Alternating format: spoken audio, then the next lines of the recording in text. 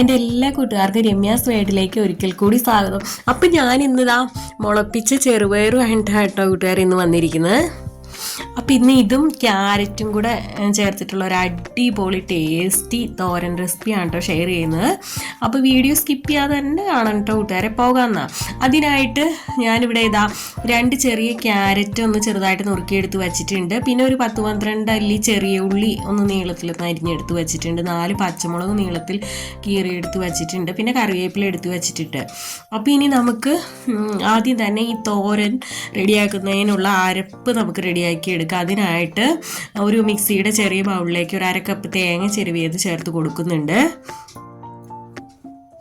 കൂടെ തന്നെ 2 അല്ലി വെളുത്തുള്ളി ചേർത്ത് കൊടുക്കുന്നുണ്ട് കേട്ടോ. ഇനി ഇതിലേക്ക് നമുക്ക് കറിവേപ്പില ചേർത്ത് കൊടുക്കാം. പിന്നെ ഇതാ നമ്മുടെ ചെറിയ ജീരകം ഉണ്ടല്ലോ, അത് നമുക്ക് ഒരു 1/2 ടീസ്പൂൺ ചേർത്ത് കൊടുക്കാം. പിന്നെ മഞ്ഞൾപ്പൊടിയും ചേർത്ത് കൊടുക്കാം.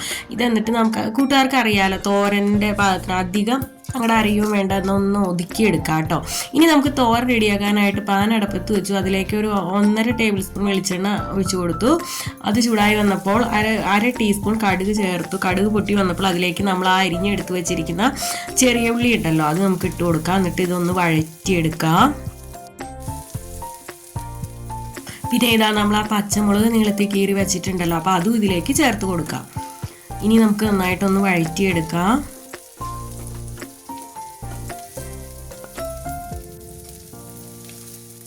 കറിവേപ്പിലയും ഞാൻ ചേർത്ത് കൊടുക്കുന്നുണ്ട്. അപ്പം ഇത് വളരെ സിമ്പിളായിട്ട് ഉണ്ടാക്കിയെടുക്കാൻ പറ്റിയ ഒരു തോരനാണ് കേട്ടോ. എന്നാൽ അടിപൊളി ടേസ്റ്റുമാണ്. പിന്നെ ചെറുപയർ മുളപ്പിച്ചതിൻ്റെ ഗുണങ്ങൾ ഞാൻ പറയേണ്ട ആവശ്യമുണ്ടോ കൂട്ടുകാരെ? ഹൈ ഫൈബർ കണ്ടന്റ് ഉള്ളതാണ്. നമ്മൾ പ്രത്യേകിച്ച് മുളപ്പിച്ചൊക്കെ നമ്മൾ കഴിക്കുമ്പോൾ, അല്ലെങ്കിൽ തന്നെ ചെറുപയറിൽ പ്രോട്ടീൻ ഉണ്ടല്ലോ, അതിൻ്റെ 100 ഇരട്ടി ഫലമാണ് നമ്മളത് മുളപ്പിച്ചൊക്കെ ഉപയോഗിക്കുമ്പോൾ. പിന്നെ നമുക്കിതിലേക്ക് ആ ചെറുപയർ മുളപ്പിച്ചതും ക്യാരറ്റ് നുറുക്കി വെച്ചതും ഇട്ട് കൊടുക്കാം. ഇനി എന്നിട്ട് നമുക്ക് നന്നായിട്ടൊന്ന് മിക്സ് ചെയ്ത് കൊടുക്കാം. അപ്പം ഇത് മുളപ്പിച്ചതായതുകൊണ്ട് തന്നെ കൂട്ടുകാർക്ക് അറിയാലോ, അധികം വേവൊന്നും ഇല്ല കേട്ടോ, പെട്ടെന്ന് തന്നെ നമുക്കിത് വെന്തും കിട്ടും.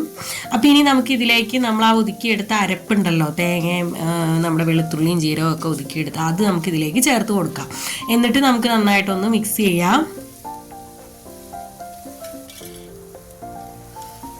അപ്പോൾ ഒരു സ്വല്പം വെള്ളം നമുക്ക് ചേർത്ത്, ഉപ്പ് പാകത്തിനുള്ള ഉപ്പ് ഞാൻ ഈ സമയത്ത് ചേർത്ത് കൊടുക്കുന്നുണ്ട്.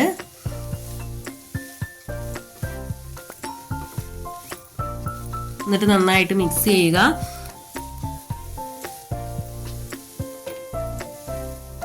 അപ്പോൾ സ്വല്പം വെള്ളവും കൂടെ നമുക്ക് ചേർത്ത് കൊടുക്കാം. അധികം വെള്ളം വേണ്ട, ഇത് പെട്ടെന്ന് തന്നെ വെന്ത് വരും. അപ്പം നമുക്കിതൊന്ന് അടച്ചു വെച്ച് കൊടുക്കാം കേട്ടോ. എന്നിട്ട് ഇടയ്ക്കൊന്ന് തുറന്ന് നമുക്ക് ഇളക്കിയിട്ട് കൊടുത്താൽ മതി. ഒരു ലോ ടു മീഡിയം ഫ്ലെയിമിൽ വെച്ച് കൊടുത്താൽ മതി. അപ്പം ഇത് വെന്തും കിട്ടും കേട്ടോ.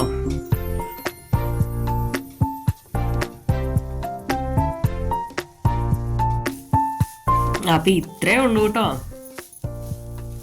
നമ്മുടെ തോരൻ ഇവിടെ ഏകദേശം റെഡിയായി വന്നിട്ടുണ്ട് കേട്ടോ. അപ്പം ഈ ചെറുപയർ മുളപ്പിച്ചത് തന്നെ നമ്മൾ തോരൻ വയ്ക്കുമ്പോൾ ചിലപ്പോൾ കുട്ടികൾക്കൊന്നും അത്രയ്ക്ക് ഇഷ്ടപ്പെടണം എന്നില്ലല്ലോ. അപ്പോൾ കൂട്ടുകാർ ഇങ്ങനെ ട്രൈ ചെയ്തിട്ടില്ലെങ്കിൽ ഉറപ്പായിട്ടും ഈ ക്യാരറ്റും കൂടെ മിക്സ് ചെയ്ത് ഇങ്ങനെയൊന്ന് വെച്ച് നോക്കൂ കേട്ടോ. അപ്പം നല്ല എന്തായാലും എല്ലാവർക്കും ഇഷ്ടപ്പെടും. കുട്ടികൾക്ക് മാത്രമല്ല, മുതിർന്നവർക്കും ഒക്കെ ഒത്തിരി ഇഷ്ടപ്പെടുന്ന ഒരു തോരൻ റെസിപ്പിയാണ് കേട്ടോ ഇത്.